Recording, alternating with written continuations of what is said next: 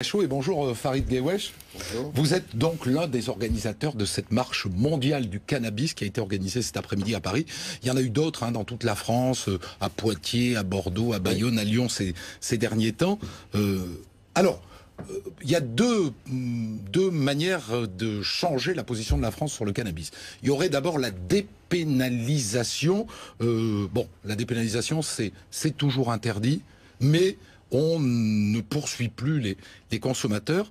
Et puis il y a une deuxième manière qui est la légalisation. Vous vous battez pour quoi, pour que ça soit dépénalisé, c'est-à-dire toujours un peu interdit, mais on arrête d'emmerder les gens, ou la légalisation? Il est urgent de déjà dépénaliser et d'arrêter d'envoyer les gens devant les tribunaux et en prison pour le simple usage de stupéfiants. Ensuite, il faut avoir le courage de mettre en place une régulation légale, donc un cadre réglementaire, et donc ça passe par la loi et par faire la légalisation du cannabis selon des modalités différenciées, parce que là, c'est vrai que souvent, on veut parler des stupéfiants et donc on mélange cocaïne, héroïne et cannabis. Si on pouvait déjà s'adresser spécifiquement sur le sujet cannabis, mettre en place un débat public qui permette de vraiment regarder les choses de manière sérieuse et avec des arguments si possible rationnels et pragmatiques pour développer un cadre réglementaire qui soit plus efficace que le cadre actuel.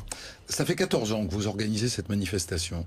Est-ce que vous avez vu les choses bouger en 14 ans? Oui. Ben là, déjà, il y a 14 ans, vous êtes là avec un t-shirt avec des feuilles de cannabis.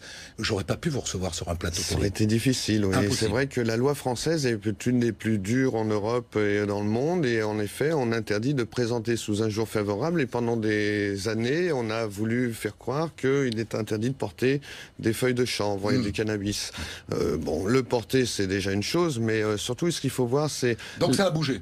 Ça a bougé parce que partout. Déjà, ça bouge ailleurs dans le monde. Donc il va falloir un moment regarder la réalité. C'est que dans le berceau de la prohibition aux États-Unis, vous avez cité le Colorado, l'Oregon, l'Alaska, ces 4 États, mais il y a 20 ans déjà, on a voté en Californie pour la reconnaissance de l'utilisation thérapeutique du cannabis. Et là, on a déjà pris 20 ans de retard en France sur cette question. Mais alors, ce qui est étonnant, c'est que vous auriez pu tout attendre de la gauche post-68arde, fumeuse de pétards. Et elle a été très stricte sur ce sujet depuis qu'elle est au pouvoir. Et au fond, est-ce que vous n'en êtes pas maintenant réduit à attendre l'arrivée de la droite au pouvoir pour faire avancer les choses? Écoutez, c'est vrai que par rapport à la politique de lutte contre les stupéfiants, jusqu'à présent, les efforts ont été surtout faits par des ministres de la Santé de droite. On peut citer Michel Barzac et Simone Veil. Dans une moindre mesure, il y a eu la circulaire Guigou en 1999. Et plus récemment, on a entendu parler l'ancien ministre de l'Intérieur, Daniel Vaillant, qui faisait une proposition pour que son parti s'engage. C'est vrai que les socialistes sont restés... il est fermé. Mais voilà, c'est ça. Le problème, c'est que la gauche, dans l'immédiat, il n'y a pas de gauche, elle reste réactionnaire, elle voudrait faire la même politique que la droite, elle déçoit son électorat.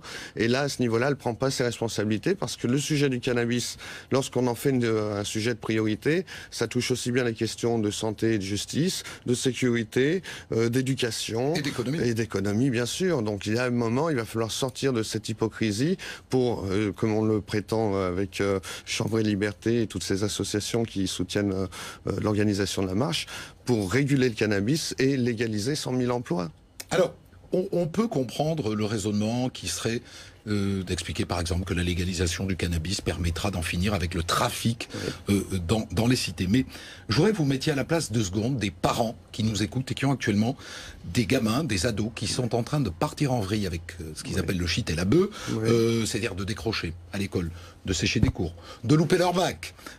Comment voulez-vous leur expliquer que l'État va légaliser un truc qui est en train de bazarder la jeunesse de leurs gamins? Alors ça, c'est vrai qu'on veut être très alarmiste et que dans l'immédiat, cette politique très alarmiste n'a pas produit d'effet véritable puisqu'on a des statistiques qui nous montrent que l'usage, le primo-usage ne cesse de baisser dans la moyenne d'âge des jeunes Français qui consomment. Donc ils consomment de plus en plus et de plus en plus. Il y a une alerte à faire et en effet, il faudrait que les jeunes puissent trouver une information qui soit plus pertinente. Et là-dessus, il faut que les adultes retrouvent leur rôle de prescripteur. Et là-dessus, malheureusement, du fait de la loi, les adultes n'ont pas cette pertinence dans leurs argumentations par rapport aux jeunes. C'est-à-dire, pour être clair, Farid Gewesh, que vous-même, si un gamin de 15-16 ans vous dit « j'aimerais me mettre à l'herbe, à la bœuf », vous lui direz « trop jeune, ton bac d'abord ».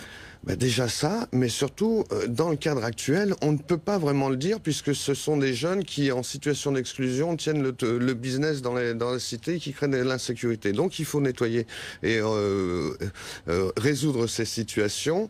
Moi je pense qu'il y a, et je ne vais pas vous rassurer, il y a une alerte aujourd'hui à donner par rapport à ces nouvelles substances psychoactives qui miment des effets du cannabis avec le substances cannabis de synthèse. Voilà, les pétrocannabinoïdes. Et là, on a un véritable danger parce qu'elles sont dans un flou juridique qui fait qu'elles sont quasiment légales et qu'on peut les trouver facilement et qu'elles peuvent être malheureusement mal utilisées et elles peuvent avoir des incidences sur la santé. Donc il vaudrait mieux légaliser le cannabis pour permettre aux adultes à la fois de pouvoir produire leur cannabis chez eux, chez soi, sans être visés comme des délinquants, des criminels, et pouvoir on va dire diminuer l'importance du trafic qui a des conséquences négatives et fâcheuses pour l'ensemble de la société. J'ai trouvé 2 chiffres que j'ai trouvé intéressants. Aux Pays-Bas, où le cannabis n'est pas légalisé, mais où il est dépénalisé. C'est-à-dire qu'on peut, c'est pas légal, mais on peut en consommer. 25% des gens fument, des jeunes fument du cannabis. En France, 32%. Oui, c'est là où on voit qu'en Hollande, on a eu une politique pragmatique il y a plus de 30 ans et on a ringardisé la consommation du cannabis chez les plus jeunes. Un des jeunes de 18 ans néerlandais va limite rire au nez d'un Français qui va avoir fumé 3 pétards de suite. Voilà, et c'est là où il faut redonner la capacité aux adultes de mieux encadrer la jeunesse. Et pour cela, il faut avoir un cadre légal qui évolue parce que, même vous le disiez tout à l'heure, même la presse, pendant longtemps, a été sujette à cette loi qui est quand même assez indigeste, quoi. Et donc, il va falloir en changer. Elle date de 45 ans aujourd'hui, donc c'est urgent. Effectivement, elle est probablement pas très adaptée. Ne serait-ce que par le fait qu'elle a 45 ans. Voilà. Merci à vous. Merci à vous. Beaucoup. À bientôt.